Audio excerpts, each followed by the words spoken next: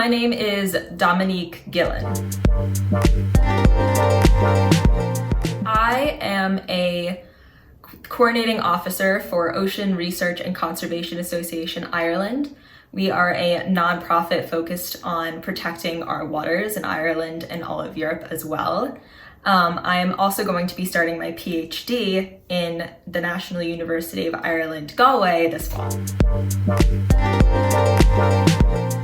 So my passion came from when I was about 5 years old, and I know that sounds so cliche, but my aunt works at an aquarium, so at a very young age I was going to the aquarium every single summer, and I was doing tours behind the scenes, and I just absolutely fell in love with it. There was something so interesting about it, kind of mystical and intriguing and colorful. And so my parents have been amazing in supporting me, and so I went to marine biology camp when I was in middle school and as high school as well. So I always knew I was going to be a marine biologist. There was no question in my mind what I was going to go into. I did my undergraduate in Florida in marine biology and marine science, and then I got my master's in marine science as well. And then I'm going to be starting my PhD, and that will also be in marine biology, as all of my career has been. And I'm actually going to be looking more into fisheries and stock analysis. My dad actually would take me on walks on the beach all the time, and I would find clams in the sand and crabs, and I could never get enough of it. I think even now, whenever I go to the beach, I'm the one that's on there for 5 hours straight, walking around, finding sea glass and driftwood. So I guess my first instance with the ocean is a sense of wonder and just discovery about everything that's in it. Right by Spanish Arch, which is one of the center points of the city, there is a river that goes into the Galway Bay that then goes into the Atlantic Ocean.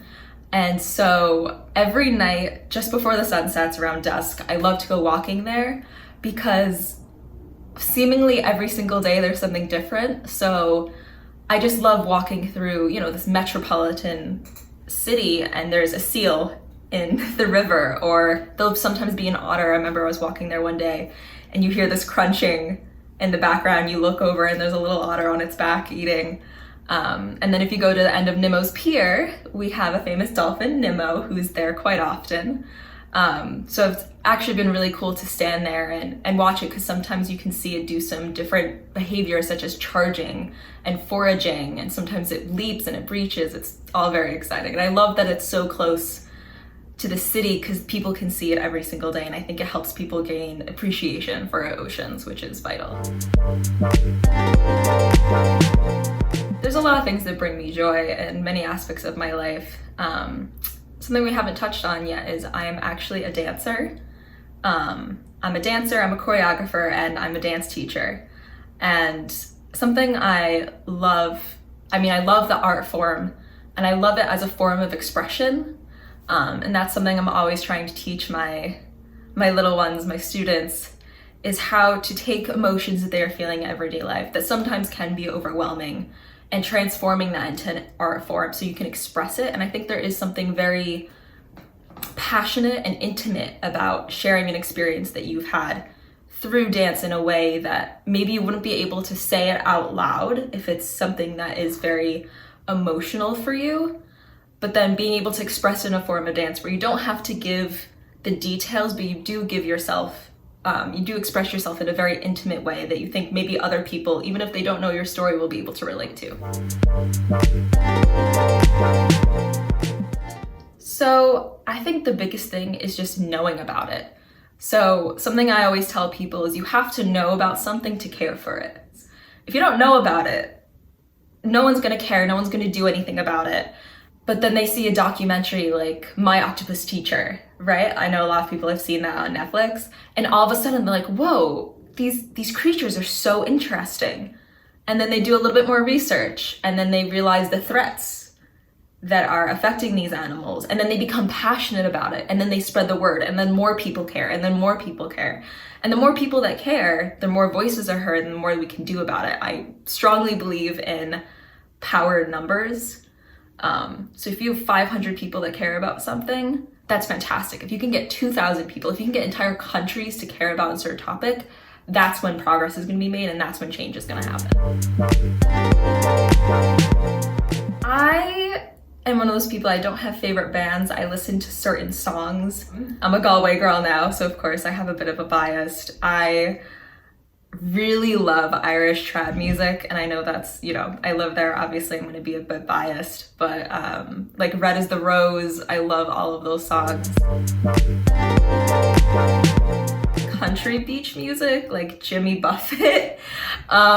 He's actually one of my favorite artists. He was the first concert I ever went to in my life. And, you know, the songs are all about, they have a very Caribbean vibe and they feel very beachy and relaxed. And I know depending on where you in the world, it has very different feelings when you go to the ocean. So again, a lot of my ocean experiences were in Florida, where the waves are very relaxed, the water is beautiful, there's dolphins, it's all very relaxed and calm.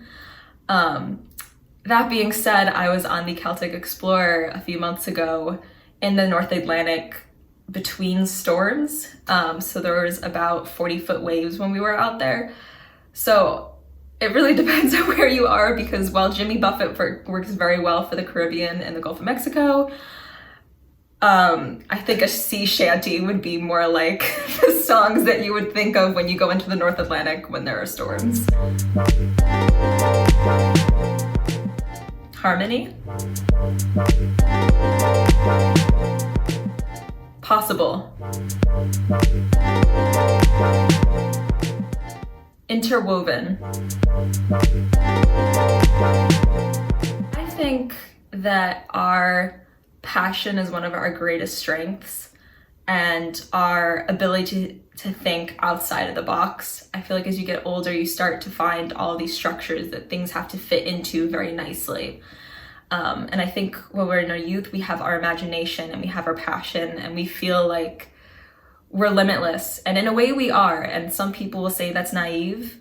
But I think that if we band together and you stay strong and you fight for what you want, the possibilities are endless, especially if you can connect with other people.